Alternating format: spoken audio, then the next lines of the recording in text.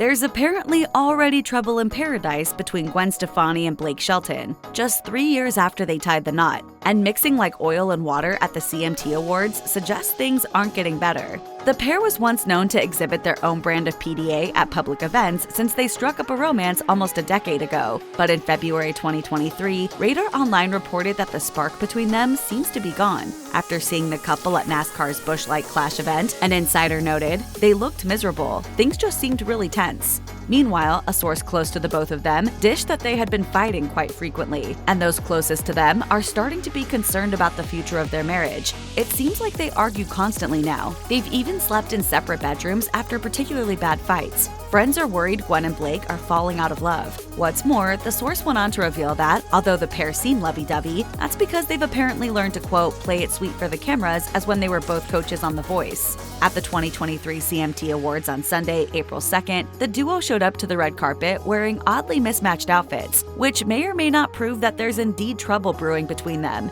It was their first time on the CMT Awards red carpet as a married couple, but their outfits suggested otherwise. While both musicians were sporting suits, they looked anything but cohesive, with Blake donning his signature jeans and cowboy boots, while Gwen was decked out with fishnet stockings, a glitter skirt, and furry knee-high boots. It's either a fashion faux pas or a lack of coordination between the two. Who can really tell? Only time will tell if the two will really end up going their separate ways. But Blake may still have time to save their relationship. After all, he quit The Voice to focus on his family. He told People about his retirement, "If I walked away from my career at this time, the only thing that I run the risk of is having regrets that I'm missing out on some more important things in life. For now, that's our kids. This isn't about me anymore and never will be again." As it turns out, Gwen and Blake's first meeting wasn't a case of love at first sight, not even close. In fact, during their first meeting, Gwen had no idea who Blake was, even though they worked in the same industry. She told NBC, "I'm gonna be brutally honest, when I first came on The Voice, I didn't know that Blake even existed really in the world. But then I did my homework and I could see that he was an amazing songwriter, and then I could see everybody falling in love with him."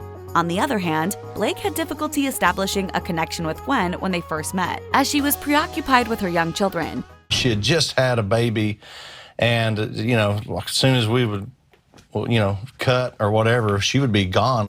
It wasn't until Gwen and Blake got divorced from their previous spouses that their relationship was able to blossom. In fact, their respective splits brought the two together and turned them into confidants, bonding over their shared experience.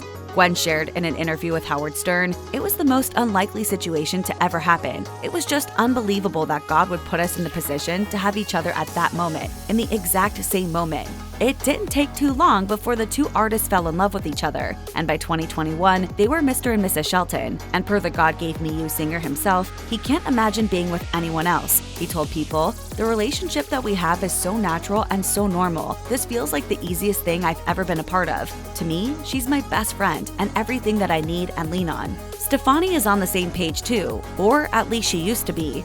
Hopefully, these two can resolve their alleged issues and find that spark again. Finding a best friend and someone that is like on the same like plane when it comes to morals or like just the way you look at life, that's the dream.